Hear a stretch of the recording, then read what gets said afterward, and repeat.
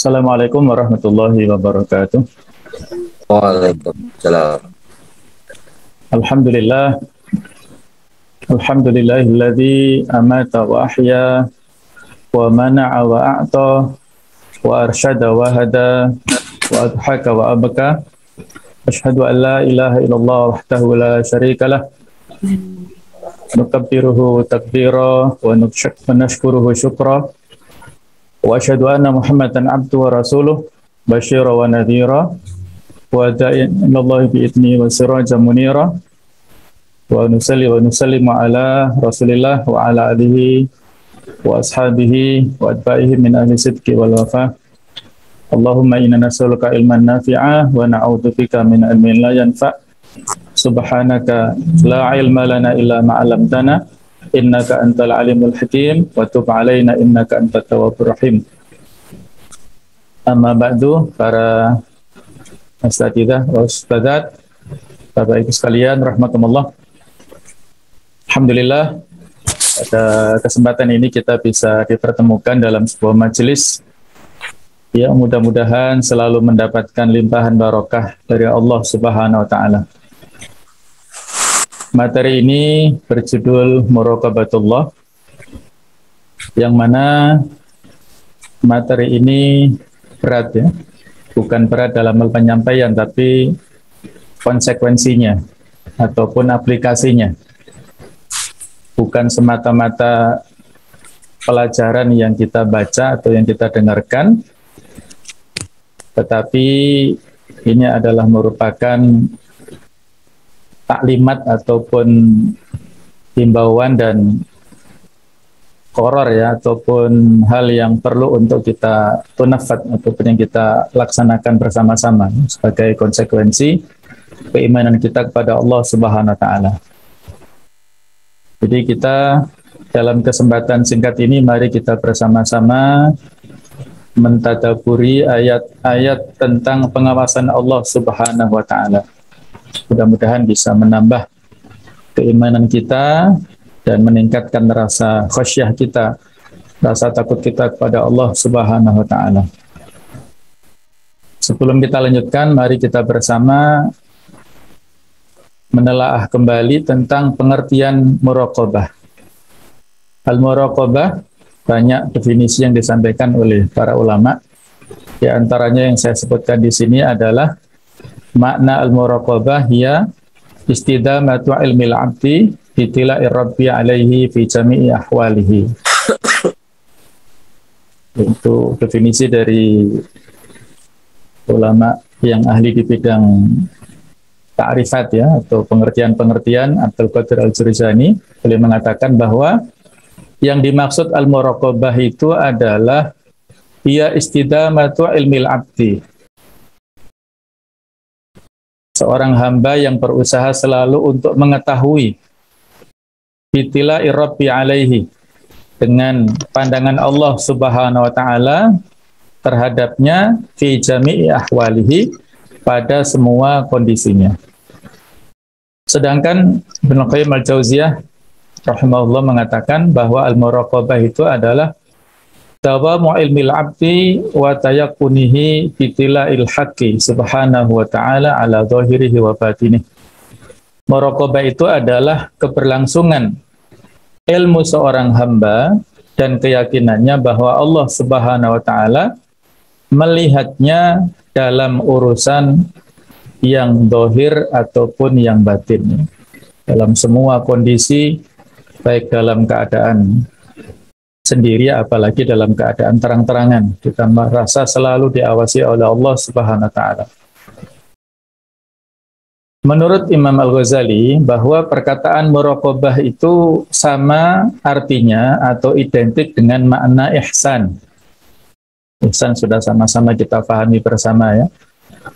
Dia adalah tingkatan yang tertinggi setelah Islam dan iman. Anta abudallah ka'annaka tarahu fa illam takun tarahu fa innahu yarak. Yaitu apabila kita beribadah kepada Allah seolah-olah kita melihatnya. Kalau kita tidak bisa melihat Allah, maka pasti Allah melihat kita. Dan muraqabah itu merupakan pokok pangkal kebaikan Dan hal ini baru dicapai oleh seseorang apabila sudah mengadakan muhasabah atau memperhitungkan terhadap amal perbuatannya sendiri. Jadi, muraqabah merupakan hasil dari pengetahuan dan pengenalan seorang terhadap Allah Subhanahu wa taala, hukum-hukumnya dan ancaman-ancamannya.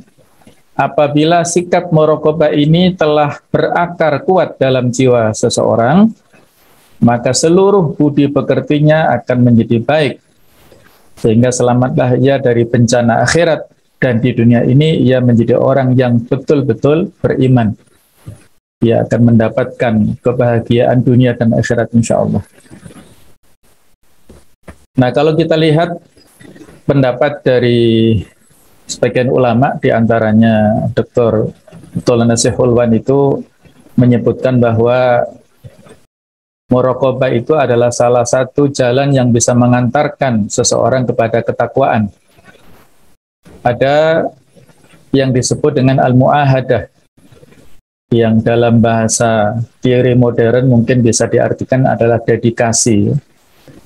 Jadi seseorang yang meyakini, khususnya sebagai seorang muslim, dia selalu mengingat perjanjian antara dia dengan Allah Ta'ala, mulai dari perjanjian di alam ruh dulu, ketika Allah menanyakan alastu bi rabbikum, maka kita semua menjawab bala syahidna. Itu adalah muahadah kita, pengakuan kita, janji kita, Allah adalah sebagai Rabb kita. Kemudian pada saat kita membaca Al-Fatihah di dalam sholat atau di luar sholat, kita juga telah berjanji iyyaka na'budu wa iyyaka nasta'in.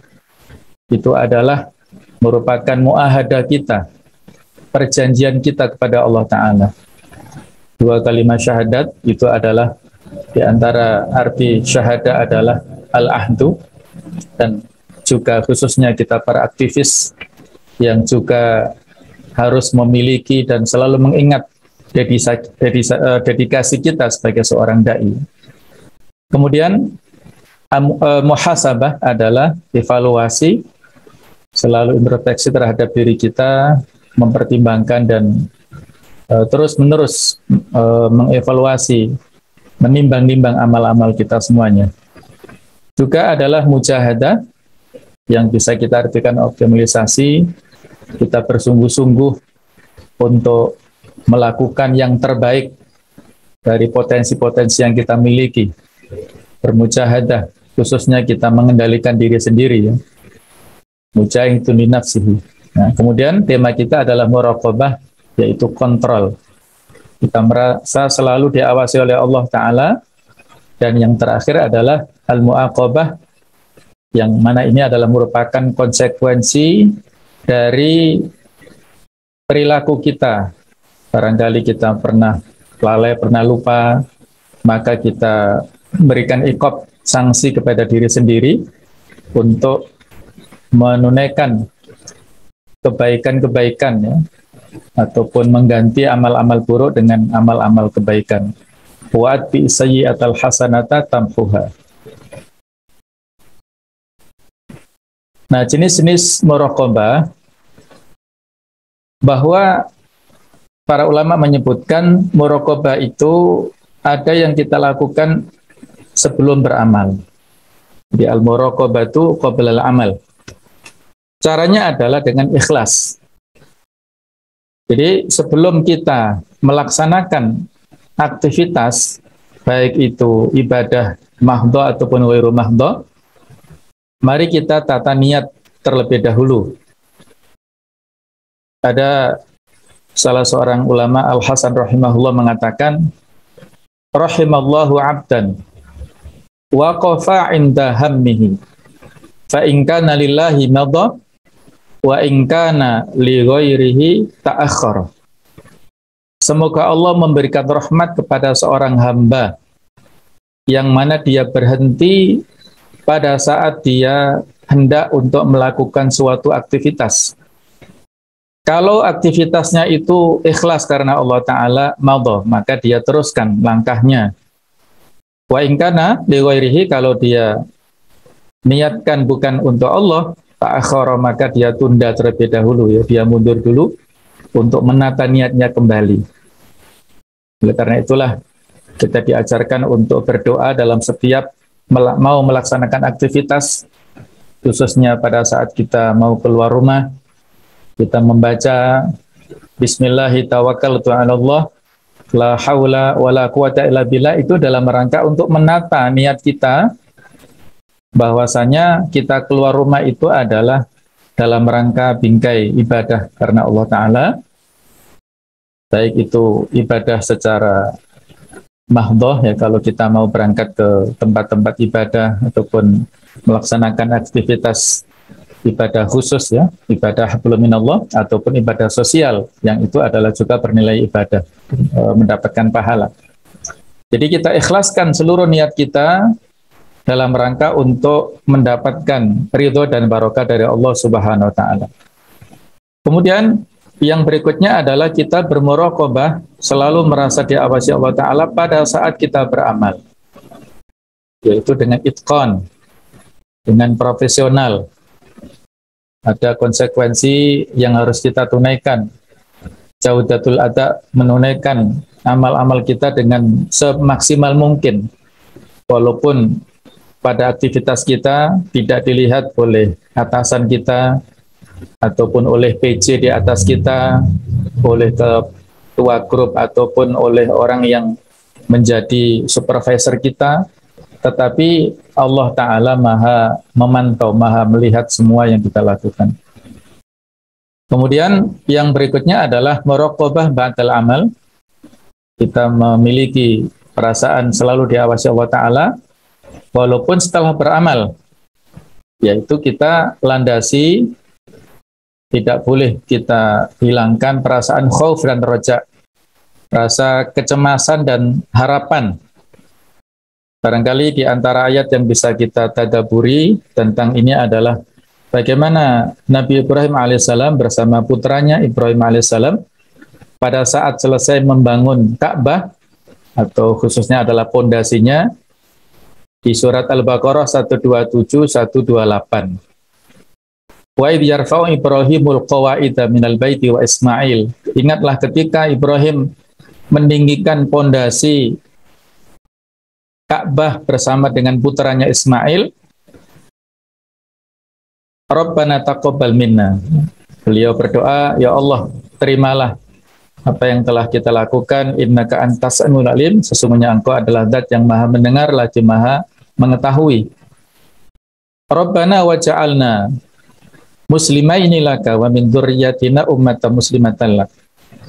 Wahai Rabb kami, jadikanlah kami dua orang yang berserah diri kepadamu ya Allah, dan juga anak turun kami umat yang selalu berserah diri kepadamu.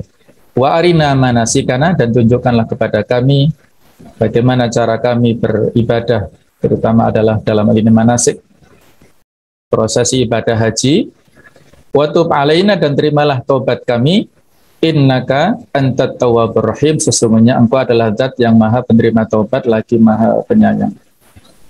Jadi kalimat yang disampaikan oleh Ibrahim dalam doanya, Rabbana taqabbal minna innaka antas samiul alim, itu adalah merupakan roja, ya, merupakan harapan supaya amal-amal kita diterima Allah Ta'ala.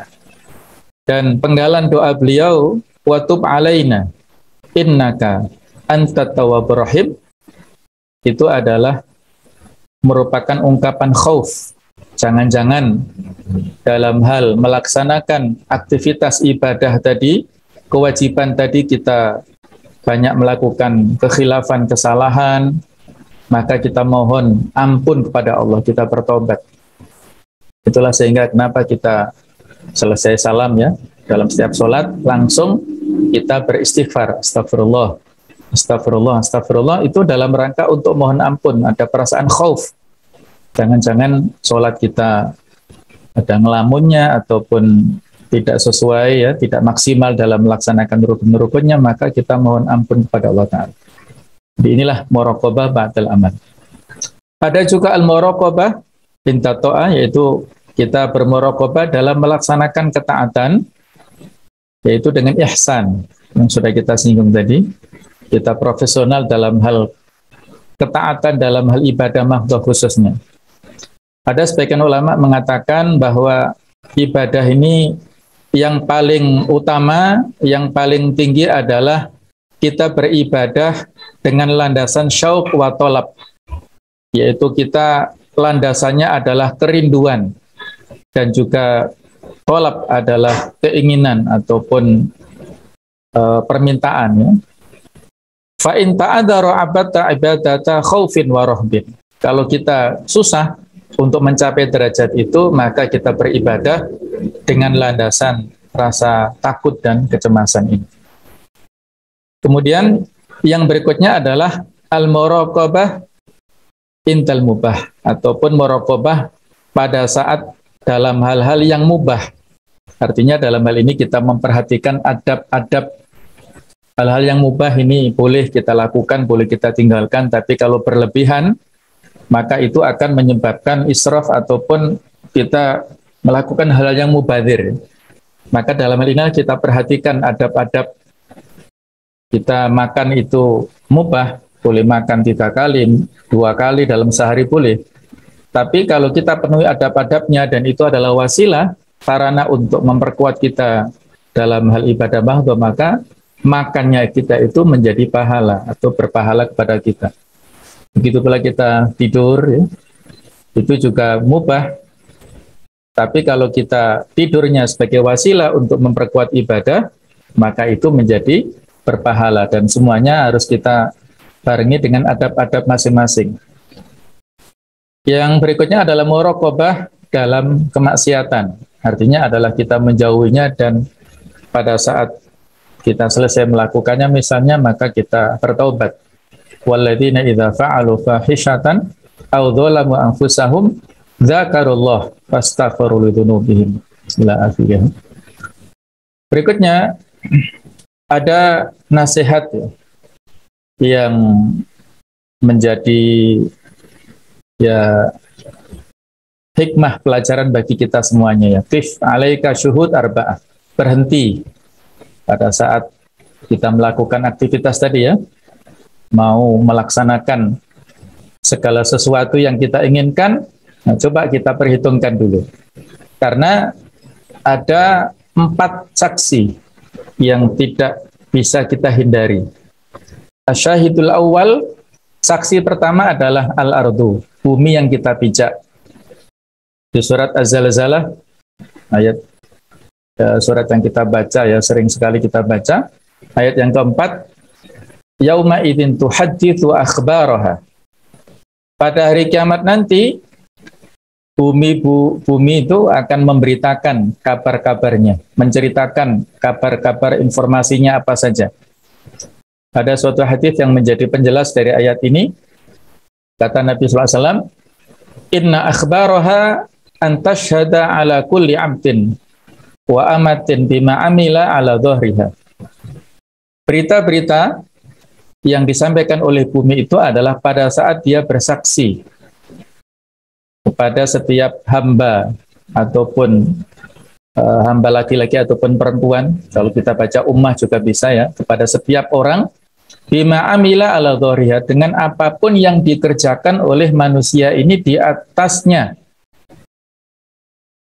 Antakula, misalnya dia mengatakan nanti amila kadza wa kadza, orang itu dulu telah melakukan ini dan itu, fi yaumin kadza wa kadza, pada hari ini dan itu, pada hari ini, pada jam ini, itu sudah dicatat atau terekam semua oleh bumi ini, ya. Itu riwayat Tirmidzi. Asyahidu tsani, saksi yang kedua adalah al-malaikah. Yaktubuna alaina a'malana. Para malaikat ini menuliskan kepada kita amal-amal kita. Wa yusajjiluna 'alaiha sayyi'atina wa hasanatina.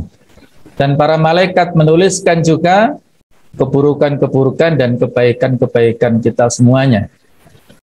Di surat Al-Infitar ayat 10, 11 dan 12, Allah berfirman, wa inna 'alaikum lahafidhin, dan sesungguhnya pada kalian ada malaikat-malaikat yang mengawasi, yang menjaga, kiraman katibin, yang mulia dan mereka mencatat semuanya, ya'lamuna ma taf'alun. Mereka mengetahui apapun yang kalian kerjakan. Asyahidu tsalits, saksi yang ketiga yang tidak bisa kita hindari adalah al-jawarih, anggota-anggota tubuh kita semuanya. Nanti akan bersaksi di hadapan Allah Ta'ala, misalnya di surat Yasin ayat yang ke-65, Al-yawma nakhtimu ala afwahihim. Pada hari kiamat itu kami kunci mulut-mulut mereka. Wa tukallimuna aydihim, dan bicara kepada kami tangan-tangan mereka. Wa tashhadu arjuluhum, dan bersaksi kaki-kaki mereka bima kanu yaksibun, terhadap apa yang telah mereka kerjakan dulu di dunia. Di tahun 1997, salah seorang artis senior Grisha itu pernah minta lirik kepada Taufik Ismail, ya, supaya dibuatkan lagu religi. Maka disanggupi oleh Taufik Ismail, ya, beliau menyanggupi 1 bulan. Maka Taufik Ismail berusaha untuk merenung, ya. 1 pekan lewat, tidak ada ide, 2 pekan lewat, 3 pekan lewat, bahkan pekan keempat hampir habis itu dia sudah mau telepon Grisha sebelum besoknya itu. Macet, ya, tidak ada ide. Ternyata pada malam harinya Taufik Ismail membaca surat Yasin, dan ketika sampai ayat yang ke-65 ada inspirasi di sini, ya, Allah memberikan ilham. Akhirnya beliau bisa menuliskan lirik dan disampaikan ke Grisha, yang akhirnya luar biasa, ya. Pada saat Grisha menyanyikan di ruang rekaman itu sambil menangis, tidak mampu, ya, tidak mampu menahan.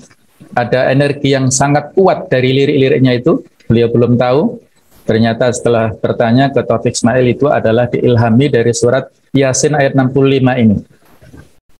Ya, lagu yang populer, ya, yang dinyanyikan oleh Grisha, yang berjudul Ketika Tangan dan Kaki Berkata. Akan datang hari mulut dikunci. Nah, ila akhiriha, ya.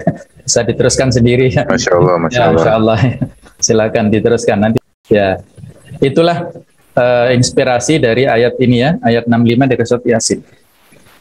Kemudian ayat yang berikutnya yaitu bisa kita baca surat Fussilat ayat 22. Wa ma kuntum tastatiruna an yashhada alaikum sam'ukum wala absarukum wala juludukum, dan tidaklah kalian sanggup untuk menutupi atau menyembunyikan apabila bersaksi pada kalian pendengaran kalian, juga penglihatan kalian, wala juludukum, dan juga kulit kalian, walakin donantum, akan tetapi kalian mengira, annallaha la ya'lamu katsira, bahwasanya Allah tidak mengetahui banyak, mimma ta'malun, terhadap apa yang kalian lakukan. Wa dzalikum dzannukumul ladzi dzanantum bi rabbikum ardakum. Jadi persangkaan kalian itulah kepada Allah yang akan membinasakan kalian. Fa asbahtum minal khasirin, sehingga menjadikan kalian itu termasuk orang-orang yang rugi.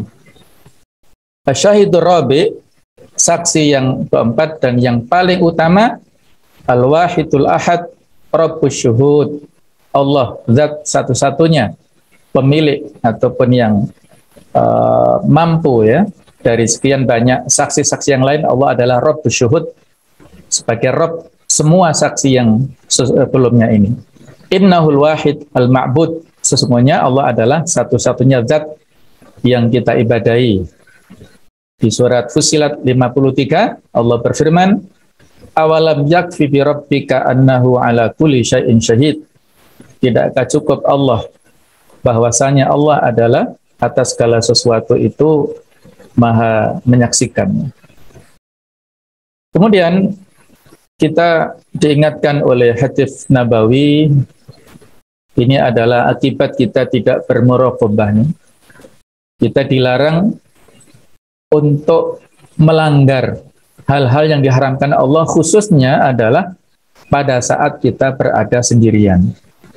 Qala Nabi sallallahu alaihi wasallam, bersabda Rasulullah sallallahu alaihi wasallam, layak tiyanna unasun min ummati, pasti akan datang manusia dari umatku, ma'ahum hasanatun kajibali tihamati biyad, mereka membawa kebaikan-kebaikan yang sangat banyak seperti pegunungan Tihama yang putih, yakubuhumullahu ta'ala ala wujuhihim finnar, Allah menimpakan pada wajah-wajah mereka di neraka.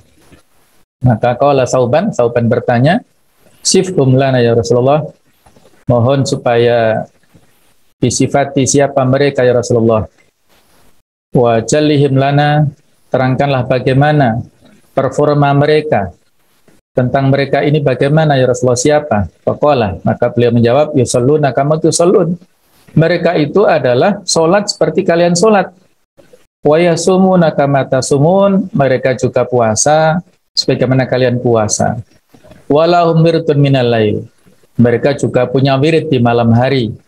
Ghairu annahum idza khalau bi maharimillahi intahakuha, tetapi ketika mereka menyendiri dengan hal yang diharamkan Allah, mereka melanggarnya. Inilah peringatan untuk kita semuanya ya. Pada saat kita berhadapan dengan orang lain ya, dalam komunitas kebaikan bersama orang lain, kita bisa komitmen dengan hal-hal yang baik, tetapi pada saat kita sendirian kadang-kadang kita lupa ya, dan akhirnya melanggar aturan Allah Subhanahu wa taala. Na'udzubillah min dzalik. Ada sebuah nasihat juga, salah seorang ini Humaid ibnu At-Tawil ya, ini Hamid At-Tawil, beliau adalah salah seorang tabi'in, juga perawi hadis, pernah berkata kepada Sulaiman bin Ali, yaitu salah seorang khalifah Bani Abbasiyah. Ini agak unik memang ya, ini seorang ulama minta nasihat kepada seorang pejabat ya. Tapi Sulaiman bin Ali dikenal sebagai pejabat yang sangat lurus. Ini ya, si Hamid ini meminta supaya diberi nasihat. Faqala, maka Sulaiman memberi pernyataan ini, kalimatnya keras sekali ya, Masya Allah ya. La in kunta idza asaita khalian, apabila engkau bermaksiat, melakukan pertentangan pada Allah Ta'ala dalam keadaan sendiri, dzananta annahu yaraka, kamu menyangka bahwasanya Allah melihatmu, laqad istara'ta ala amrin azim, kamu telah nekat melanggar urusan yang besar ya. Allah melihatmu ya, kamu meyakini Allah melihatmu, kok kamu ngelama istilahnya ya, nekat di hadapan Khalik kita melakukan kemaksiatan. Wala in kunta tadunnu annahu la yaraka falaqad kafarta. Masya Allah ya, ini luar biasa. Ini bukan hadis atau bukan sesuatu yang bisa dijadikan sebagai dalil khusus, tapi ini merupakan nasihat pelajaran bagi kita. Apabila kamu meyakini, menyangka bahwasanya Allah tidak melihatmu, falaqad kafarta, kamu telah kafir. Karena berarti kita mengingkari salah satu sifat Allah, alim ya, maha melihat, itu kita ingkari, maka menjadi kafir kan kalau kita mengingkari sifat Allah. Maka tidak ada alasan kita untuk nekat ya melakukan kemaksiatan. Kemudian ada kata-kata mutiara dari salah seorang tabi'in juga, Sufyan Ats-Tsauri, beliau mengatakan, alaika bil muraqabah mimman la takhfa alaihi khafiyah, engkau harus merasa diawasi oleh Allah Ta'ala, zat yang tidak bisa tersembunyi, suatu apapun yang tersembunyi. Wa alaika bir raja mimman yamlikul wafa, engkau harus memiliki harapan kepada zat yang memiliki kesetiaan, yang maha membalas segala aktivitas kita. Kita berharap padanya saja. Walaika bil hadar mimman yamlikul uqubah, dan engkau harus waspada kepada zat yang memiliki iqab, sanksi ya, memberikan balasan yang setimpal atas dosa-dosa kita. Ada juga nasihat, silahkan ya, istilah lakin bisyurut ya. Silahkan kamu melanggar aturan Allah, larangan Allah, tapi dengan beberapa syarat. Kita nggak mampu untuk memenuhi syarat ini. Idza aradta an ta'siyallaha fakhtabi fi makan la yarakallahu fi. Apabila engkau hendak bermaksiat kepada Allah, maka bersembunyilah di tempat yang engkau tidak bisa dilihat oleh Allah Ta'ala. Tidak mampu ya.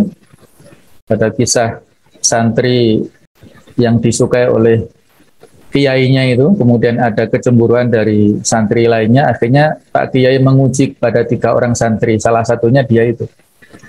Dikasih ayam masing-masing untuk menyembelih di tempat yang tidak bisa dilihat oleh siapapun. Nah, santri pertama dia menyembelih di gua, santri kedua menyembelih di hutan. Nah, yang ketiga ini yang nggak bisa ya. Dimanapun dia merasa diawasi Allah Ta'ala. Akhirnya ketika mereka semua datang, yang lolos ujian adalah santri yang ketiga ini yang mendapat perhatian dari kiainya itu. Nah itulah, dimanapun kita berada nggak bisa bersembunyi. Idza aradta an ta'siyallaha fala ta'sihi fawqa al-ardi. Kalau engkau hendak bermaksiat pada Allah, jangan bermaksiat di atas buminya. Mau di planet Mars sana, apa di Jupiter ya nggak mungkin lah ya. Nggak bisa kita keluar dari bumi Allah. Idza aradta an ta'siyallaha fala ta'kul min rizqih. Kalau kamu ingin bermaksiat pada Allah, ingin menentang Allah, jangan makan rezeki Allah ya. Siapa lagi yang memberi rezeki kalau bukan Allah? Fa idza asaitallaha tsumma ja'atkal malaikah litasuqaka ilan nar fala tadhab ma'ahum. Kalau kamu bermaksiat Allah di dunia, kemudian nanti dikirim malaikat untuk masuk neraka, jangan mau ya, jangan mau dikirim oleh malaikat ya. Tidak bisa ya, ini mustahil. Fa'idha qara'ta dunubaka fi sahifatik fa'anfir antakuna fa'altuha atau fa'altaha. Apabila kamu nanti membaca dosa-dosamu di lembaran evaluasi rapot kita masing-masing, maka ingkarilah engkau telah melakukannya. Nggak mungkin juga ya, ini semuanya adalah hal-hal syarat yang mustahil, maka tidak ada pilihan kecuali untuk taat kepada Allah Ta'ala dan tidak bermaksiat kepadanya. Nah, kisah-kisah tentang muraqabah ini insya Allah sudah banyak kita ketahui, di antaranya budak yang dimerdekakan oleh Umar bin Khattab. Dia pada saat berjalan dengan salah seorang sahabat, Abdullah bin Dinar, itu berpapasan dengan seorang penggembala kambing. Kemudian Umar mengetes ya, jual budakmu ke saya kasih uang ya. Kata budaknya, ini bukan punya saya, ini mamluk, saya ini budak ya, nggak punya sendiri, saya akan ditanya oleh laporan oleh majikan saya nanti. Kata Umar, ya bilang saja dimakan oleh serigala ya. Maka budak ini mengatakan, Ainallah, di manakah Allah? Kalau majikan saya tidak bisa melihat saya, pasti Allah tahu. Maka Umar mendatangi majikannya dan memerdekakan budak ini. Akhirnya budaknya berterima kasih kepada Umar, dan Umar mengatakan kalimat yang indah sekali. A'taqatka min fid dunya hadhil kalimah. Kalimat ainallah tadi telah membebaskanmu di dunia. Wa huwa wa arju an tu'tiqaka fil akhir. Dan saya harap kalimat itulah nanti yang akan membebaskanmu di akhirat nanti, yang membebaskanmu dari api neraka. Yang kedua adalah seorang putri yang menasihati ibunya. Ini juga terjadi pada Khalifah Umar ketika ada perintah dari Khalifah untuk mengumpulkan susu rakyat-rakyatnya. Ketika seorang ibu ingin mencampur susu dengan air, maka putrinya memberi nasihat. Dan akhirnya besok paginya Umar memerintahkan salah seorang putranya untuk melamar putri ini. Dan akhirnya dari pernikahan itu lahirlah cucunya, yaitu Khalifah Umar bin Abdul Aziz. Kemudian kisah berikutnya seorang pemuda yang jatuh hati pada putri pamannya. Ini adalah dari 3 orang pemuda yang terjebak di gua tertutup oleh batu, disebutkan di hadis Riyadhus Shalihin bab tentang ikhlas. Pemuda ini bertawasul kepada Allah Ta'ala dengan menjauhi zina. Dia sangat jatuh hati kepada putri pamannya. Yang ketika ada kesempatan dia melakukan hal yang tidak baik kepada wanita itu, dia akhirnya takut ya, kepada Allah Ta'ala dan meninggalkan wanita itu walaupun sudah dikasih emas, sudah dikasih harta, tapi dia takut kepada Allah. Kemudian seorang pemuda yang bernama Mubarak disuruh jaga kebun kurma oleh majikannya yang bernama Nuh bin Maryam selama 2 bulan, tidak pernah merasakan, tidak bisa membedakan mana kurma yang sudah masak dan yang belum, sampai hampir majikannya ini marah ketika ditanya, 2 bulan kamu di sini ngapain? Kata Mubarak, saya di sini kan hanya untuk menjaga kebun, bukan untuk mencicipi kurma. Jadi saya nggak pernah merasakan kurma itu seperti apa, nggak bisa membedakan yang sudah masak dan yang masih mentah. Akhirnya majikannya ini menawari kepada Mubarak untuk menjadi menantunya. Dari pernikahan itulah lahir seorang ulama besar yang bernama Abdullah bin Mubarak. Kemudian kisah Thabit bin Zuta. Thabit bin Zuta adalah seorang pemuda yang jujur ya, ketika dia tidak sengaja lewat ada apel yang jatuh, dilacak kepada majikannya. Nah, ternyata ketika dia ingin menghalalkan apa yang dia makan, majikannya membuat syarat, kamu harus nikahi putri saya. Yang mana putri saya ini tidak bisa berjalan, tidak bisa melihat, dan dia tidak bisa mendengar. Nah, tapi Thabit bin Zuta ini berazam untuk menghalalkan apa yang dia makan, dia bismillah. Ternyata putrinya cantik luar biasa. Dia bisa berjalan, dia bisa mendengar, dia bisa melihat ya. Ternyata itu hanya kiasan ya. Dia tidak pernah berjalan ke tempat maksiat, tidak pernah melihat hal yang haram, tidak pernah mendengar hal yang haram. Maka dari pernikahan Thabit bersama putri juraganya ini, lahirlah seorang ulama besar yang bernama Nu'man bin Thabit, atau dikenal dengan Al-Imam Abu Hanifah, pendiri madhab Hanafi. Kemudian kisah fenomenal dalam Al-Quran, yaitu kisah Nabi Yusuf alaihissalam yang digoda Zulaikha. Surat Yusuf 23, warawadathu allati huwa fi baitiha, dan telah menggoda wanita kepada Nabi Yusuf yang ada di rumahnya, an nafsihi, pada diri Nabi Yusuf, wa ghallaqatil abwab, dan dia menutup pintu, wa qalat haytalak, dan berkata, marilah datang kepadaku. Qala, Nabi Yusuf menjawab, ma'adallah, aku berlindung kepada Allah, innahu rabbi, sesungguhnya dia adalah tuanku, al-aziz, artinya raja adalah tuanku, ahsana mathwaya, yang telah memberikan perlakuan baik kepadaku, innahu la yuflihu dhalimun, sesungguhnya tidak akan beruntung orang-orang yang zalim. Di sini ijaz lughawinya ada 3 kata yang disampaikan, warawadathu allati huwa fi baitiha 1, wa ghallaqatil abwab 2, wa qalat haytalak 3, kemudian jawaban Nabi Yusuf juga 3 kalimat ya. Nah, inilah inti daripada materi kita ya, tadi muqaddimah. Insya Allah kita percepat ya dalam mentadaburi 5 poin di sini. Al-An'am 59 sampai 62, Yunus 61, Ar-Ra'd 10 sampai 11, An-Naml 74 sampai 75, Luqman 16 sampai 17. Di surat Al-An'am 59, Allah Subhanahu wa taala berfirman, wa indahu mafatihul ghaibi la ya'lamuha illa. Sesungguhnya ada kunci-kunci ya, semua yang gaib ada pada sisi Allah Ta'ala, tidak ada yang mengetahui selain Allah. Kemudian Allah Subhanahu wa taala, wa ya'lamu ma fil barri wal bahri, Allah mengetahui apa yang ada di darat dan di lautan. Wa ma tasqutu min waraqatin illa ya'lamuha, tidak ada sehelai daun pun yang gugur yang tidak diketahui oleh Allah. Wala habbatin fi dhulumatil ardi wala rabbin wala yabis illa fi kitabim mubin, ya, tidak ada sebutir pun dalam kegelapan bumi dan tidak pula sesuatu yang basah atau yang kering yang tidak tertulis dalam kitab yang nyata Lauhul Mahfuz. Kemudian wa huwa alladzi yatawaffakum bilaili wa ya'lamu ma jarahtum bin nahar tsumma yab'atsukum fihi liyuqda ajalun musamma tsumma ilaihi marji'ukum tsumma yunabbi'ukum bima kuntum ta'malun. Dan dialah Allah yang menidurkan kamu pada malam hari, dan dia mengetahui apa yang kamu kerjakan pada siang hari. Kemudian dia membangunkan kamu pada siang hari untuk disempurnakan umurmu yang telah ditetapkan. Kemudian kepadanya tempat kamu kembali, lalu dia memberitahukan kepadamu apa yang telah kamu kerjakan.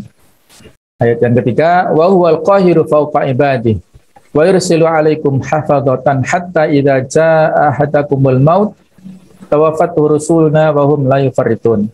Dan dialah penguasa mutlak atas semua hambanya, dan diutusnya kepadamu malaikat-malaikat penjaga, sehingga apabila kematian datang kepada salah seorang di antara kamu, malaikat-malaikat kami mencabut nyawanya, dan mereka tidak melalaikan tugasnya sama sekali. Tsumma rudu ilallahi maulahumul haq, ala lahul hukmu wa huwa asra'ul hasibin. Kemudian mereka hamba-hamba Allah dikembalikan kepada Allah, penguasa mereka yang sebenarnya. Ketahuilah bahwa segala hukum pada hari itu ada padanya, dan dialah pembuat perhitungan yang paling cepat. Ada saya ambilkan tafsir yang singkat saja, yaitu tafsir Al-Muyassar dari Kementerian Arab Saudi, bahwasanya Allah Subhanahu wa taala di dalam ayat ini mempertegas bahwasanya Allah taala yang mengetahui hal yang gaib, yaitu segala perkara yang gaib tidak ada yang mengetahuinya kecuali Dia saja. Di antara yang gaib itu adalah pengetahuan tentang hari kiamat. Yas'alukan nasu 'anis sa'ah, yaitu surat Al-Ahzab ya. Allah taala berfirman bahwasanya Al-Ahzab ayat 63, mereka bertanya kepadamu tentang hari kiamat. Qul innama ilmuha indallah. Pengetahuan tentang hari kiamat itu hanya milik Allah taala. Wa mudrika la'alla sa'ata takunu qariba, dan tahukah kamu boleh jadi hari kiamat itu waktunya sebentar lagi ya, sangat dekat. Jadi itu hanya Allah taala yang tahu. Rasulnya tidak tahu, malaikat juga tidak ada yang tahu. Waktu turunnya hujan, janin yang ada di dalam rahim, rizki di masa depan, serta tempat kematian seseorang. Dia mengetahui semua yang ada di darat dan di laut, dan tidaklah ada dedaunan yang gugur dari satu tanaman kecuali Dia mengetahuinya, dan setiap biji yang ada di tempat tersembunyi di dalam tanah, setiap sesuatu yang basah dan kering, semuanya tertulis rapi dalam buku yang nyata. Tidak ada kesamaran sama sekali di dalamnya, yaitu di Lauhul Mahfuz. Ayat 60-nya, dialah Allah yang mencabut roh-roh kalian di malam hari dengan cara yang menyerupai tercerabutnya nyawa-nyawa dalam kematian. Dan Dia mengetahui apa yang kalian usahakan di siang hari dari pekerjaan-pekerjaan. Kemudian Dia mengembalikan roh-roh kalian ke jasad-jasad kalian ketika terjaga dari tidur di siang harinya, dengan kondisi yang menyerupai orang-orang yang hidup setelah kematian, untuk disempurnakan ajal-ajal kalian yang telah ditentukan di dunia.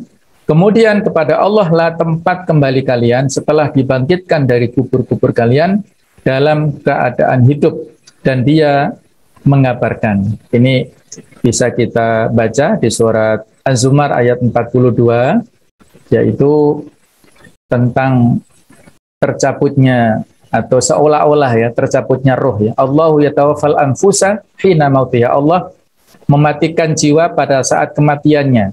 Wallati lam tamut fi manamiha, dan yang belum mati di dalam tidurnya. Fayumsikul lati qada 'alaihal maut. Maka Allah menahan roh itu tidak dikembalikan kepada jasadnya kalau dia memang mati. Wa yursilul ukhra ila ajal musamma, dan Allah mengembalikan rohnya itu kepada jasadnya sampai kepada waktu yang ditentukan. Dia nanti sampai ya meninggalnya. Maka pada saat kita tidur pun ada doanya, Bismika Allahumma ahya wa amut, atau amutu wahya. Kemudian alhamdulillahilladzi ahyana ba'da ma amatana, yaitu setelah bangun tidur, yaitu adalah memang tidur itu mirip seperti kematian. Kemudian di tafsir Al-Muyassar juga di ayat yang ke-61, bahwasanya dialah Allah, dialah yang memiliki kekuasaan tertinggi di atas semua hambanya, dengan ketinggian secara mutlak dari segala aspek yang layak dengan keagungan Allah. Tiap-tiap makhluk tunduk terhadap kemuliaan dan keagungannya, dan Dia mengutus kepada para hambanya malaikat-malaikat yang menjaga amal perbuatan mereka dan menghitungnya hingga ketika kematian mendatangi salah seorang dari mereka, maka malaikat maut dan para pendampingnya mencabut rohnya, sedang mereka tidak menyia-nyiakan perintah yang menjadi tugas mereka. Ayat 62, kemudian Mereka yang telah mati itu akan dikembalikan kepada Allah. Penguasa mereka yang sebenarnya. Ketahuilah bahwa hanya miliknya lah segala keputusan dan hukuman pada hari kiamat di antara para hambanya, dan dialah pembuat perhitungan yang paling cepat. Baik, kemudian yang berikutnya surat Yunus ayat ke-61, wa ma takunu fi sya'ni wa ma tatlu minhu min Qur'an wa la ta'maluna min amalin illa kunna 'alaikum syuhuda itufiduna fihi wa ma ya'zubu ar-rabbika min mithqali dzarratin fil ardi wala fis sama'i wala asghara min dzalik wala akbara illa fi kitabim mubin. Kamu tidak berada dalam suatu keadaan dan tidak membaca suatu ayat dari Al-Qur'an dan kamu tidak mengerjakan suatu pekerjaan melainkan kami menjadi saksi atasmu di waktu kamu melakukannya. Tidak luput dari pengetahuan Tuhanmu biarpun sebesar dzarrah atau atom di bumi ataupun di langit. Tidak ada yang lebih kecil dan tidak pula yang lebih besar dari itu, melainkan semua tercatat dalam kitab yang nyata atau Lauhul Mahfuz. Di ayat sebelumnya ada kata-kata Lauh Mahfuz juga, yaitu kitab mubin. Di sini juga sama ya. Maksudnya ada Lauhul Mahfuz yang kalau dalam Al-Quran ada 13 kali penyebutan, tidak disebutkan sifat secara rinci, tapi intinya adalah Lauhul Mahfuz ini merupakan lembaran ataupun tempat yang lapang, yang luas, yang ditulis seluruh takdir, seluruh makhluk itu dicatat di sana, tidak ada yang terlewatkan sama sekali. Di tafsir Al-Wajiz disebutkan, kamu tidak berada dalam keadaan ibadah atau dakwah dan juga tidak membaca ayat Al-Quran, wahai Muhammad. Kalian, wahai manusia, tidak mengerjakan suatu pekerjaan baik atau buruk, melainkan kami menjadi saksi atasmu di waktu kamu melakukannya. Tidak luput dari pengetahuan Tuhanmu biarpun sebesar biji dzarrah atom di bumi ataupun di langit. Tidak ada yang lebih kecil dan tidak pula yang lebih besar dari itu, melainkan semua tercatat dalam kitab yang nyata, Al-Mahfuz, yaitu kitab yang memberi penjelasan. Kemudian berikutnya surat Ar-Ra'd ayat 10 sampai 11, sawa'un minkum man asarul qawla wa man jahara bihi wa man huwa mustaqim bilaili wa sarifun bin nahar. Lahu mu'aqibatun min baini yadayhi wa min khalfihi yahfazunahu min amrillah. Innallaha la yughayyiru ma biqaumin hatta yughayyiru ma bi anfusihim wa idza aradallahu biqaumin su'an fala maradda lahu wa ma lahum min dunihi min wal. Sama saja bagi Tuhan siapa di antara kalian yang merahasiakan ucapannya dan siapa yang berterus terang dengan ucapan itu, dan siapa yang bersembunyi di malam hari dan yang berjalan menampakkan diri di siang hari. Bagi manusia ada malaikat-malaikat yang selalu mengikutinya bergiliran di muka dan belakangnya. Mereka menjaganya atas perintah Allah. Sesungguhnya Allah tidak mengubah keadaan suatu kaum sehingga mereka mengubah keadaan yang ada pada diri mereka sendiri. Dan apabila Allah menghendaki keburukan terhadap suatu kaum, maka tidak ada yang dapat menolaknya, dan sekali-kali tidak akan ada pelindung bagi mereka selain Allah Subhanahu wa Ta'ala.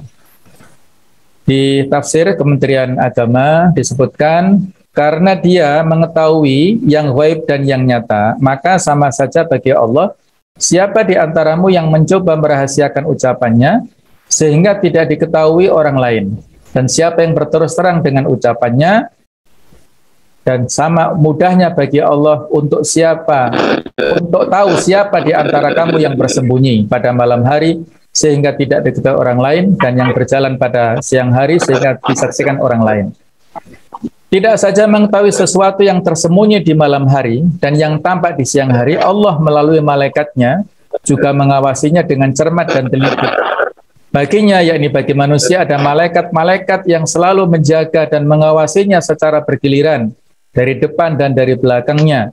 Mereka menjaga dan mengawasinya atas perintah Allah.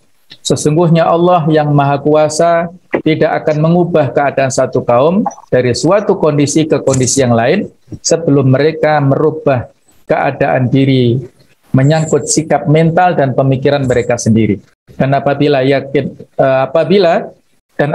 yakni andai kata Allah menghendaki keburukan terhadap satu kaum, dan ini adalah hal yang mustahil bagi Allah, maka tidak ada kekuatan apapun yang dapat menolaknya, dan tidak ada yang dapat menjadi pelindung bagi mereka sendiri. Ya. Ma asabaka min hasanatin faminallah Wa ma asabaka min sayyi'atin famin nafsik. Kalau kita mendapatkan keburukan itu adalah akibat dari perbuatan kita. Yang itu tentunya tidak lepas ya dari takdir Allah Ta'ala. An-Naml 74 sampai 75, wa inna rabbaka laya'lamu ma tukinnu suduruhum wa ma yu'linun wa ma min ghaibatin fis samaa'i wal ardi illa fi kitabim mubin. Dan sesungguhnya Tuhanmu benar-benar mengetahui apa yang disembunyikan hati mereka dan apa yang mereka nyatakan. Tiada sesuatu pun yang ghaib di langit dan di bumi melainkan terdapat dalam kitab yang nyata atau Lauh Mahfuz. Di tafsir Al-Wajiz disebutkan, sesungguhnya Tuhanmu itu wahai Rasul benar-benar maha mengetahui apa yang mereka sembunyikan dalam hati mereka, juga apa yang mereka nyatakan. Tidak ada sesuatu pun keghaiban baik yang ada di langit maupun di bumi, melainkan sudah tercatat dalam kitab yang jelas, yaitu Lauh Mahfuz. Lalu bagaimana bisa ada sesuatu yang bisa tersembunyi dari Allah? Perkara ghaib adalah segala sesuatu yang Allah sembunyikan dari penglihatan makhluknya. Yang terakhir surah Luqman 16-17, ya bunayya innaha intaku mithqala habbatin min khardalin fatakum fi sakhratin aw fis samawati aw fil ardi ya'ti biha Allah innallaha latifun khabir. Ya bunayya aqimis shalah wa'mur bil ma'ruf wanha 'anil munkar wasbir 'ala ma asabak inna dzalika min azmil umur. Luqman berkata, wahai anakku, sungguh jika ada sesuatu perbuatan seberat biji sawi dan berada dalam batu atau di langit atau di bumi, niscaya Allah akan memberinya balasan. Sesungguhnya Allah maha halus, maha teliti. Wahai anakku, laksanakanlah sholat dan suruhlah mereka, manusia, berbuat yang ma'ruf dan cegahlah mereka dari yang mungkar, dan bersabarlah terhadap apa yang menimpamu. Sesungguhnya yang demikian itu termasuk perkara yang penting.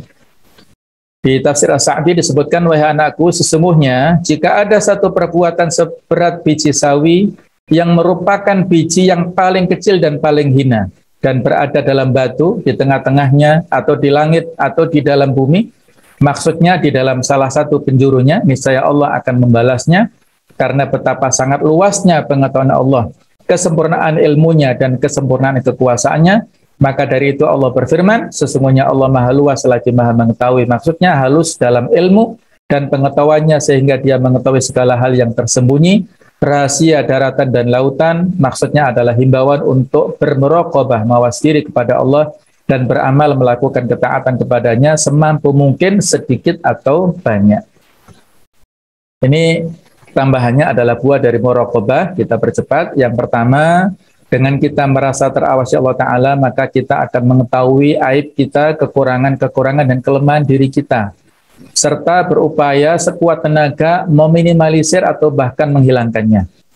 Yang kedua, kita akan istiqomah di jalan atau di atas syariat Allah. Ya, kita merasa terawasi oleh Allah Ta'ala sehingga terus bisa istiqomah di jalan kebenaran. Yang ketiga, insya Allah akan aman dari berat dan sulitnya penghisapan di hari kiamat nanti, yang mana ini bisa disebutkan, kita baca di surat Ali Imran ayat 30. Jadi inilah tadabbur ataupun perenungan singkat kita tentang ayat-ayat tentang masalah muraqabatullah. Mudah-mudahan bisa menjadi pengingat saya khususnya dan kita semuanya, sehingga kita bisa selalu bersemangat untuk melaksanakan segala kebaikan, dan mudah-mudahan amal kita diterima Allah Ta'ala, kita bisa istiqomah sampai akhir hayat kita, dan kita insya Allah akan mendapatkan husnul khatimah. Ihdinas siratal mustaqim. Mohon maaf atas segala kekhilafan. Assalamualaikum warahmatullahi wabarakatuh.